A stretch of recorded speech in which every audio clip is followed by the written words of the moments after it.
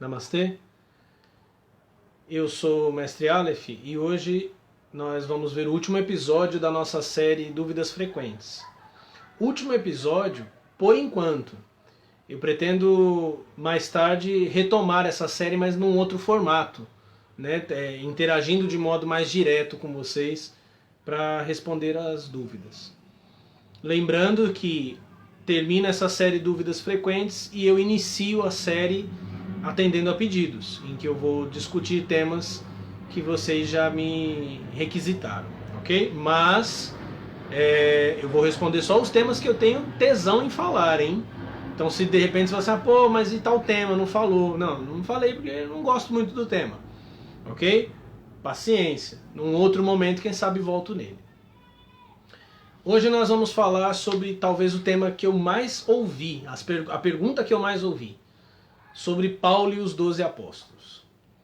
Para vocês terem uma ideia, eu recebi um e-mail de um cara que fez a seguinte alegação. Ele disse assim, olha, você disse que os 12 são menos importantes do que o apóstolo Paulo, mas se fosse assim, o nome dos 12 apóstolos não estaria nos fundamentos da Nova Jerusalém. Você que nunca leu a Bíblia, que talvez não teve interesse, ou não conseguiu chegar no final da Bíblia, né? Pensou que ia de Gênesis a Apocalipse, mas não deu. No final da Bíblia aparece a Cidade Santa. E essa Cidade Santa é dito que o muro da cidade tem 12 fundamentos, nos quais estão os nomes dos 12 apóstolos. Daqui a pouco eu falo sobre esse texto. E eu contra-argumentei para ele dizendo, olha cara, isso não faz o menor sentido, porque se os fundamentos são tão importantes assim, tem o nome dos 12, sendo que, embora nós tenhamos uma ideia do que aconteceu com os 12 pela tradição da igreja, tradição que é rejeitada pelos protestantes, eles não contribuíram em quase nada na concepção dos livros sagrados, né? Você tem 2 cartas supostamente de Pedro, uma de Tiago, 3 de João, né? Além dos evangelhos que só 2 evangelhos são atribuídos a apóstolos, que é Mateus e João. Você tem Tiago, você tem Judas e mais 13 livros no mínimo, se não 14, se você incluir Hebreus, que são os livros escritos por Paulo. Eu argumentei dessa forma porque, embora a tradição católica fale do que aconteceu aos demais apóstolos, Bartolomeu, André, Filipe, a pessoa que estava argumentando comigo é de formação protestante. Uma pessoa que é de formação protestante deve pensar que a Bíblia, que é tão importante, que é a única regra de fé e prática, se ela é tão importante e nós quase não temos escritos apostólicos, né? Eu me esqueci de Tiago, né? Mas Tiago não fazia parte dos 12 originalmente. Então eles deveriam estar em alta conta, eles deveriam ter muitos textos, né? Eles deveriam ser os compositores do Novo Testamento e não é bem assim. Aí a pessoa me respondeu contra-argumentando e anulando o seu primeiro argumento, porque na primeira vez ele disse, não, os 12 são importantes, porque o nome deles está nos fundamentos da Nova Jerusalém. Aí eu disse, se eles são tão importantes, é tão precioso ter o nome nos fundamentos, e Paulo, que escreveu praticamente todo o Novo Testamento. Inclusive as epístolas de Paulo são anteriores aos evangelhos. Aí o cara respondeu dizendo, não, mas os fundamentos não são tão importantes, porque eu e você, nosso nome não está escrito lá e nós somos importantes também. Né? Quer dizer, o cara cagou e jogou areia em cima do negócio, né? Porque ele usou um argumento e depois ele voltou atrás nele para ter razão. Então eu vou tentar explicar para você que me ouve qual é o papel do apóstolo Paulo e por que eu considero Paulo como sendo o portador da mensagem do verdadeiro evangelho. Antes disso, deixa eu te explicar uma coisa sobre o Apocalipse. Como todos os livros da Bíblia, o Apocalipse, todos os livros antigos, foi escrito em perícopes, que são pequenas unidades de texto. Se você quiser fazer um teste para você identificar pequenas unidades de texto na Bíblia, pega qualquer ponto, qualquer narrativa que comece com "e naqueles dias", e depois daquelas coisas. Essa é uma chave colocada pelo compilador das perícopes para separar uma unidade de pequeno texto de outra, muitas vezes de autores diferentes. Isso é a Bíblia toda. Mas o Apocalipse é muito mais. O Apocalipse foi muitas vezes remanejado. Você identifica ali textos de iniciação pagãos, você encontra ali apocalipse judaicos, você encontra ali promessas cristãs. Esse pedaço, essa perícope que descreve a Nova Jerusalém, em primeiro lugar, ela destoa de todo o texto. Ela é totalmente diferente de tudo que foi dito antes.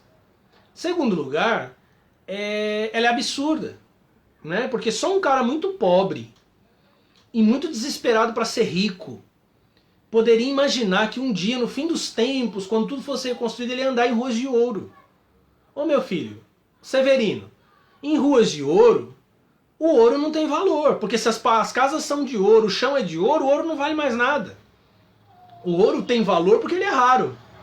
Mas na cabeça do cristão do primeiro século, que olhava para Roma e tinha ódio daquela Roma muito rica, muito poderosa, e ele ansiava, desejava por tudo isso, ele só poderia fantasiar que um dia ele ia estar numa cidade que ia ter uma orgia de pedras preciosas e não tem flores, e não tem animais, e não tem plantas. Esse é o paraíso cristão da perícope final do Apocalipse. Obviamente, quem escreveu esta perícope era discípulo, ou pelo menos simpatizante dos 12 apóstolos, por isso coloca o nome deles lá.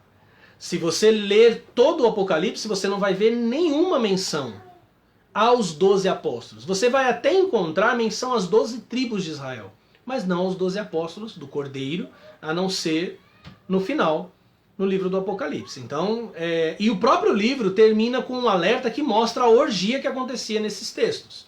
Porque ele termina com a maldição.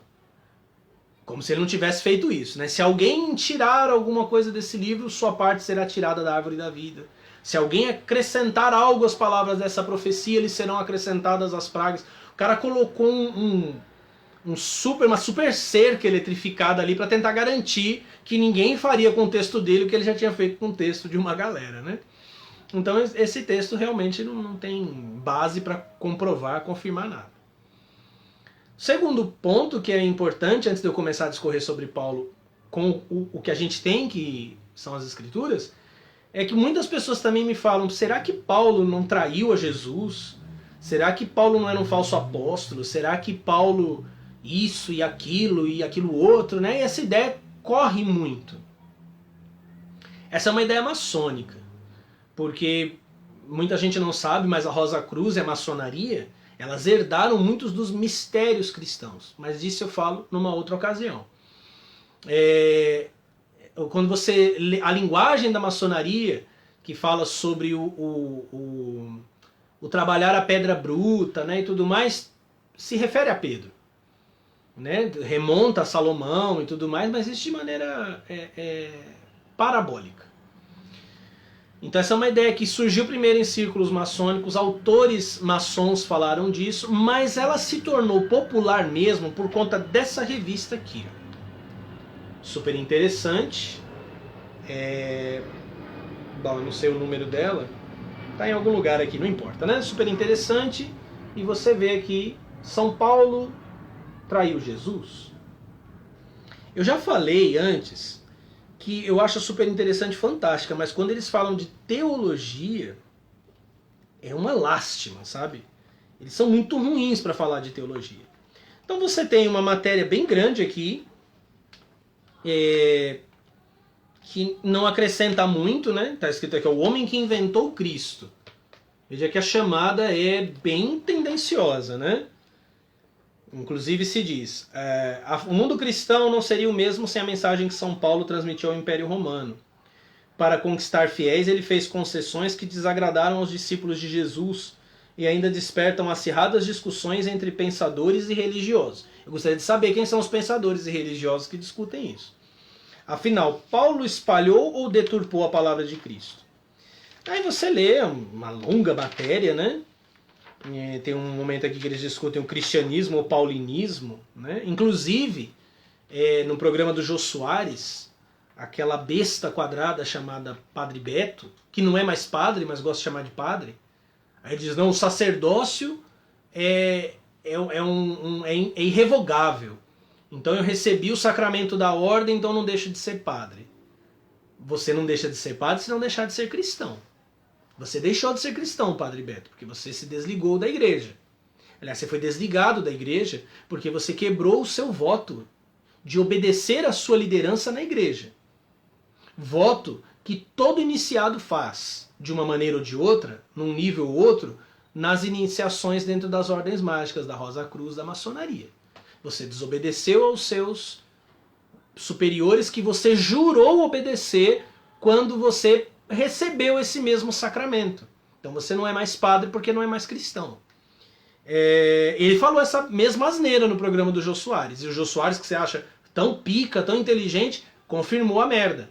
Ah, o cristianismo foi influenciado mais por Paulo do que por Jesus.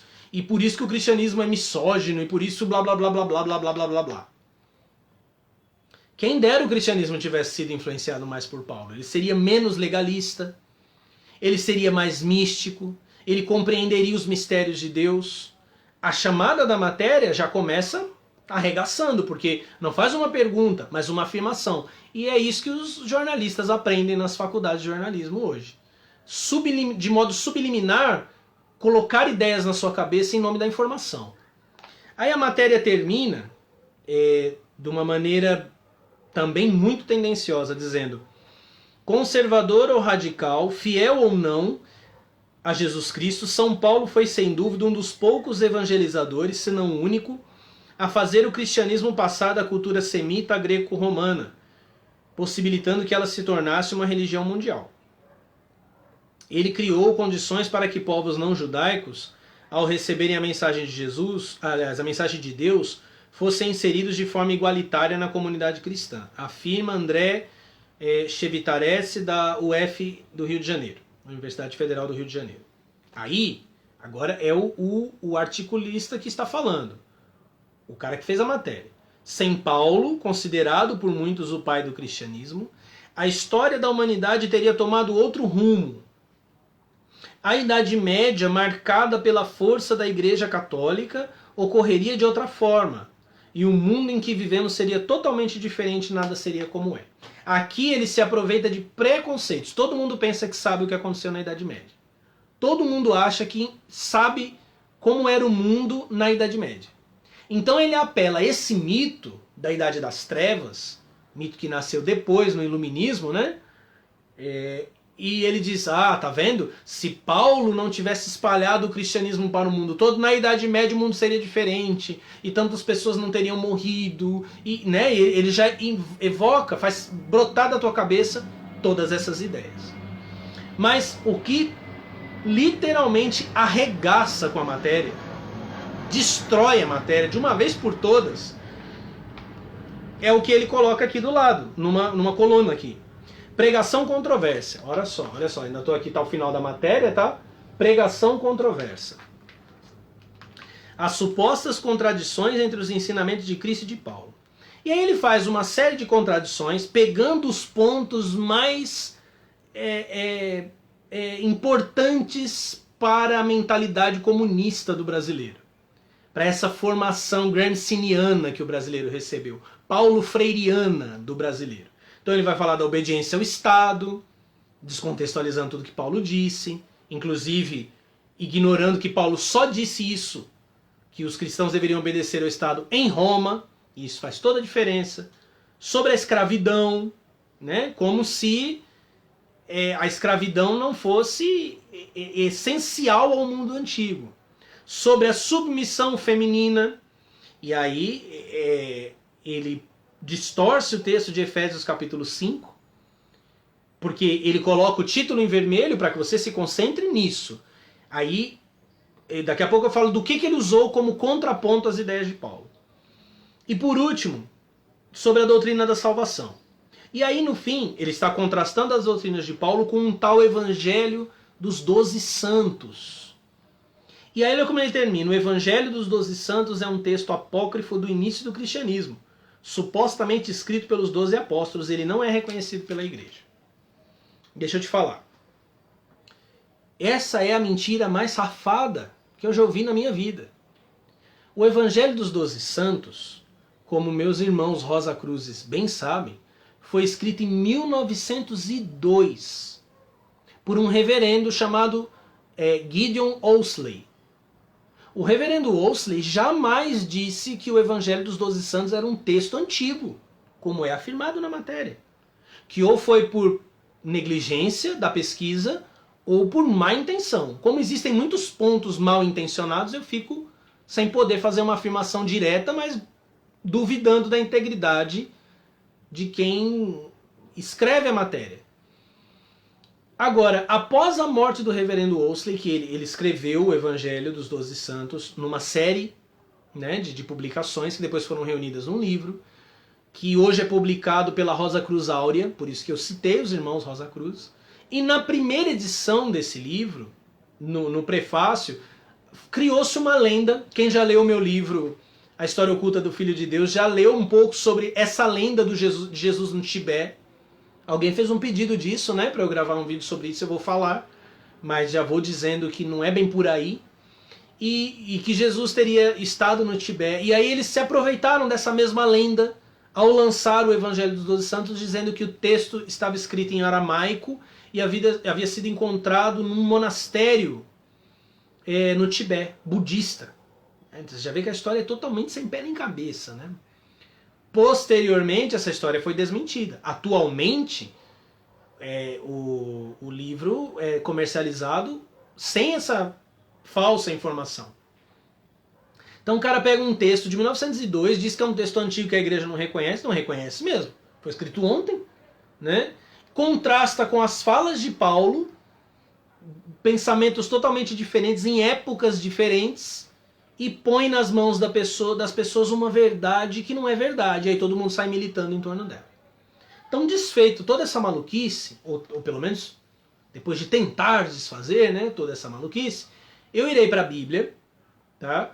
Vou mostrar um pouco de quem é Paulo, qual a importância de Paulo, a relação que ele tinha com os 12, e vou terminar mostrando por que o evangelho dado a Pedro teve proeminência. Por que ele foi mais importante?